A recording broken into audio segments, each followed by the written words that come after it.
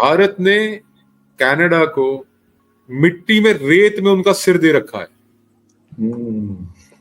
और सिर्फ घसीट रहे हैं उनको। Now, the Prime Minister's incompetence has severely damaged Canada's relations with the world's largest democracy and an emerging power in Asia. Will the Prime Minister finally do the right thing and produce some kind of proof of his conspiracy theory? Honorable Prime Minister. Canada has to bit its own dust. They have been cornered. कोई नहीं खड़ा हो रहा उनके साथ। America ने भी साथ दिया भारत का, जापान भी साथ दे रहा है भारत का, बांग्लादेश भी साथ दे रहा है भारत का। तो सरकार ने अब ये प्लान बनाया है कि ओसीआई कार्ड इन सबका जब्त कर लेंगे, इनका एनआरआई स्टेटस, इनका ओसीआई कार्ड। साथ ही आज इजरायली वजीर खारजा ने दावा किया है कि सऊदी अरब की तरफ से इजराइल को तस्लीम किए जाने के साथ ही 6 से 7 मुस्लिम ममालिक भी इजराइल को तस्लीम कर लेंगे। आज बांग्लादेश का स्टेटमेंट आ गया।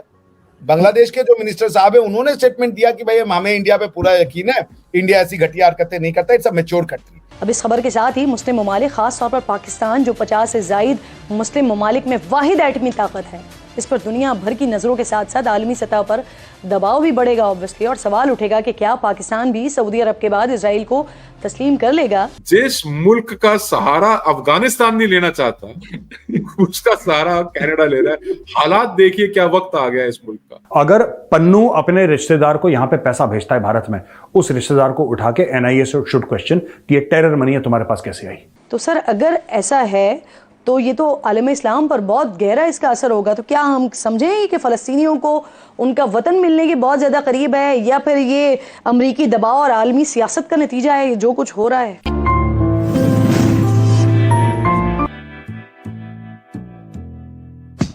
नमस्कार दोस्तों, जैसा आपको मालूम होगा इंडिया और कनाडा के बीच में काफी दिनों से विवाद चल रहा है, जिसमें कनाडा ने खालिस्तानियों के सपोर्ट में इंडिया को कहा कि इंडिया कनाडा में आतंकवादी हमले करा रहा है। लेकिन वहीं कनाडा के पार्लियामेंट में कनाडा के विपक्ष के नेता ने कनाडा के प्रधानमंत्री को इंडिया के खिलाफ गलत बयान देने के लिए उनसे जवाब मांगा। वहीं दूसरी तरफ कनाडा के इतने बुरे दिन आ गए कि कनाडा को कोई भी देश सपोर्ट नहीं कर रहा। अब कनाडा को पाकिस्तान जैसे देश का सहारा लेना पड़ रहा है, जो कि पाकिस्तान का सहारा अफगानिस्तान भी नहीं लेता। तो चलिए दोस्तों, इस पर पाकिस्तानी मीडिया का रिएक्शन देखते हैं, और अगर आपको वीडियो अच्छा लगे तो प्लीज चैनल को सब्सक्राइब जरूर करें। Canada has to bit its own dust.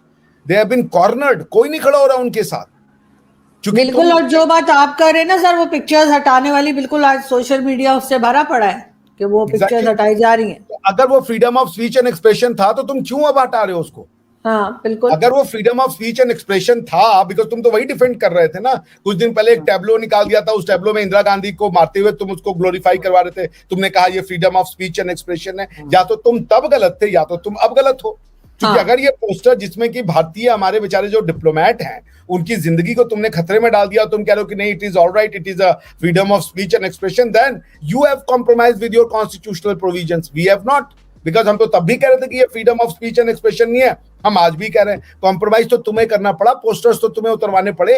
So Canada has been isolated. Even British Columbia के जो प्रधानमंत्री हैं उन्होंने भी कह दिया कि जो ये ट्रूडो कह रहे हैं उसमें कोई शक नहीं है, कोई आधार नहीं है, क्योंकि इट इज मियर एलिगेशन, कोई क्रेडिबल एविडेंसेस नहीं है। और वो सारे के सारे ओपन सोर्स, गूगल की सोर्स लेकर के यार प्रधानमंत्री बयान दे रहा है, वो भी floor of the parliament. I mean shame on that matter. So Trudeau has been isolated, the matter has been already dump. And आज बांग्लादेश का स्टेटमेंट आ गया। बांग्लादेश के जो मिनिस्टर साहब है उन्होंने स्टेटमेंट दिया कि भाई हमें इंडिया पे पूरा यकीन है, इंडिया ऐसी घटिया हरकतें नहीं करता, इट्स अ मैच्योर कंट्री।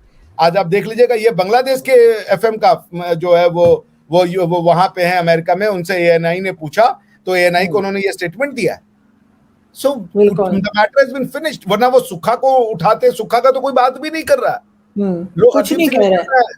और हरदीप सिंह निज्जर को इवन अब कनेडियन जो टेलीकास्टर है वो भी उसको टेररिस्ट या क्रिमिनल बोल रहे हैं। No one is calling him a pious man or a plumber or a religious man or ये वो. They all are saying he was a criminal. So Trudeau is on the back foot. ये तो खत्म हो रहा है। और इसका ये होगा कि Trudeau जो है he will suffer the election। और आप देखिए वो आएंगे। अच्छा, एक और लास्ट बात बताऊं आपको। आज Trudeau ने यूक्रेन के साथ वो साइन किया है, फ्री ट्रेड एग्रीमेंट। बहुत अच्छी बात है, होना चाहिए। यूक्रेन अभी क्या बेचेगा इनको, और ये क्या बेच देंगे यूक्रेन को, बेचारा उनके पास कुछ खाने पीने का पैसा नहीं है। और हम 5 ट्रिलियन की इकोनॉमी है, हमारा तुम्हारे साथ $10 बिलियन का ट्रेड था, तुम उसको बंद करके बैठ गए, उसके ऊपर बैठ गए जो फ्री ट्रेड एग्रीमेंट हो रहा था। इतना तुम्हारे लिए टेररिज्म प्री है। क्योंकि सर वो तो बात इतनी आगे तक चली गई कि एक दूसरे की एम्बेसी से जो है वो एजेंसीज के लोग या जो थे वो तक दोनों कंट्रीज ने वापस कर दिए। अब मामला जो है वो अगर ये सब कुछ खत्म भी हो जाए सारी चीजें, तो आपको लगता है कि रिलेशंस पहले जैसे हो पाएंगे या अब ट्रस्ट नहीं रहेगा एक दूसरे पे? नहीं, बिल्कुल होंगे। ट्रस्ट किसमें कोई बात नहीं, क्योंकि किसी ने ये नहीं कहा कि ये रूग स्टेट है या ये इनका हैबिट है या टेररिस्ट स्टेट है। हम भी ये नहीं कह रहे, वो भी ये नहीं कह रहे। पॉइंट एक इंडिविजुअल को लेकर, ये कोई इंस्टीट्यूशनल पॉलिसी नहीं है। जैसे पाकिस्तान के और इंडिया के बीच में हम कहते हैं कि टेरर आपकी पॉलिसी है, यहाँ पे ये वन ऑफ इंसिडेंट की बात हो रही है ना कि भाई ऐसा हुआ है बंदा। और एक बात ये भी जान लीजिए, लेकिन सर उसने तो पूरी गवर्नमेंट को, भारत की गवर्नमेंट को इन्वॉल्व कर दिया था कैनेडियन बिकॉज कि वो गुस्साए हुए थे। उन्होंने G7 में कोशिश की। देखिए उनकी गवर्नमेंट एनडीपी के सपोर्ट से चलती है। एनडीपी जो है उस जगमीत सिंह की पार्टी है। जगमीत सिंह जो है 40 सीट अगर वो अपना हटा ले तो इनकी गवर्नमेंट गिर जाएगी। तो पॉइंट ये था कि इनकी कॉन्स्टिट्यूएंसी को भी इनको कैटर करना था। बट जितना ये इंडिया को वीक समझ रहे थे कि हम वेस्ट हैं, हम बोलेंगे तो इंडिया ऐसे ही डर जाएगा और ये हो जाएगा, हुआ उसका उल्टा। मोदी ने उनको टिट फॉर टैट करके दिखा दिया और फिर दुनिया को भी मोदी ने बोल दिया कि भाई जहां तक भारत की इंटेग्रिटी की बात है, टेरिटोरियल इंटेग्रिटी की बात है, कोई समझौता नहीं होगा। आपको हमें जो करना है कर लीजिए। अभी ऑलरेडी वेस्ट जो है वो रशिया और चाइना को झेल नहीं पा रहा। इंडिया को एंटेगोनाइज करना वेस्ट नहीं अफोर्ड कर सकता। वो भी ऐसे फ्रिवलस डबल स्टैंडर्ड के कॉज पे कि भाई ओसामा बिन लादेन टेररिस्ट है लेकिन हरदीप सिंह निज्जर जो है वो freedom of speech and expression का चैंपियन है। ये तो डबल स्टैंडर्ड है। सही, बिल्कुल ऐसा ही है। लेकिन सर बहरहाल एक अजीब हंगामा था और लग यही रहा था कि काफी ज्यादा टेंशन बढ़ चुकी थी और अमेरिका की तरफ से भी भारत को यही कहा जा रहा था कि जी आप जो है वो कनाडा के साथ मिलकर इन्वेस्टिगेशन करें। तो सर लास्ट में बस ये पूछना चाहूंगी कि इस वक्त भी इन्वेस्टिगेशन चलेगी या बस इसके बाद यहाँ पे इस स्टोरी को हम समझें कि ये खत्म है? इन्वेस्टिगेशन का जो डिमांड है वही तो पूरा कर रहे हैं। इन्वेस्टिगेशन ये कह रहे थे कि एक ट्रांजैक्शन हुआ। देखिए शुरू से हमारे यहाँ पे ये लेफ्ट की भी एक बहुत बड़ी प्रॉब्लम रही है। एक ट्रांजैक्शन होता है, उस ट्रांजैक्शन का ये कुछ हिस्सा चुन लेते हैं, बाकी के हिस्से को इग्नोर कर देते हैं। गोधरा वाले में भी यही हुआ था। गुजरात में दंगे हुए, ये हाईलाइट हो गया। उस दंगे का कारण क्या था ये हाईलाइट किसी ने बताना ही नहीं उचित समझा। यहाँ पे क्या हुआ है, हरदीप सिंह निज्जर की हत्या हुई है। ठीक, चलो क्वेश्चन नंबर 1, क्यों हुई हत्या, उसका एंटीसीडेंट बैकग्राउंड क्या है, ये तो तुम बता नहीं रहे हो। अब इंडिया ने कहा कि हम इन्वेस्टिगेट करते हैं। India is doing investigation. India कहता है आपको इन्वेस्टिगेशन चाहिए ना। इंडिया ने धड़ाधड़ उसकी फोटोएं रिलीज हो रही हैं। अब वो पाकिस्तान गया था, वो फोटो रिलीज हुई, उसके AK-47 के साथ फोटो रिलीज हुई, वीडियो रिलीज हुई। ये सारा इन्वेस्टिगेशन हो रहा है।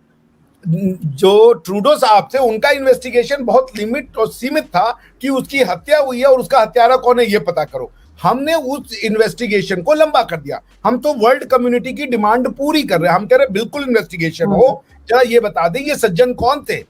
तो जब इन्वेस्टिगेशन शुरू हुई, आज निकल के आया कि हरदीप सिंह निज्जर को अमेरिका ने नो फ्लाई लिस्ट में डाला हुआ था। बिल्कुल। So we are carrying on investigation और ये इन्वेस्टिगेशन है जिससे इनके हाथ पांव फूल रहे हैं। अब जब इन्वेस्टिगेशन हो रही है, क्योंकि ये तो इन्वेस्टिगेशन तो शुरू से ये हमेशा रहा, हमारे यहाँ होता था कि इन्वेस्टिगेशन का एक पार्ट होगा खाली इन्वेस्टिगेट, बाकी ट्रांजैक्शन इन्वेस्टिगेट नहीं होगा। यहाँ पे गवर्नमेंट ने कहा करेंगे हम इन्वेस्टिगेशन, हमको कोऑपरेशन चाहते हैं। आप इंडिया की कोऑपरेशन चाहते थे इन्वेस्टिगेशन में, ले लो कोऑपरेशन। ये रही उसकी ISI के साथ फोटो, ये रही उसकी क्या कहते हैं AK-47 के साथ फोटो, ये वो कनाडा में उसने जो है कैंप चला रखे थे टेरर के, उसकी फोटो रही। अमेरिका के नो फ्लाइंग लिस्ट में था, ये रही। 2020 में हमने उसको टेररिस्ट डिक्लेयर किया था। 3 बार हमने आपसे एक्स्ट्राडिशन की डिमांड की थी। ये सारी आ गई इन्वेस्टिगेशन। देख लो, क्रिमिनल आदमी था, किसी ने एक क्रिमिनल के साथ क्या होता है, कोई क्रिमिनल मार देता है उसको। अब हो गए। So we have completed the demand of the West to conduct an impartial investigation. This is the investigation, but this is the complete investigation.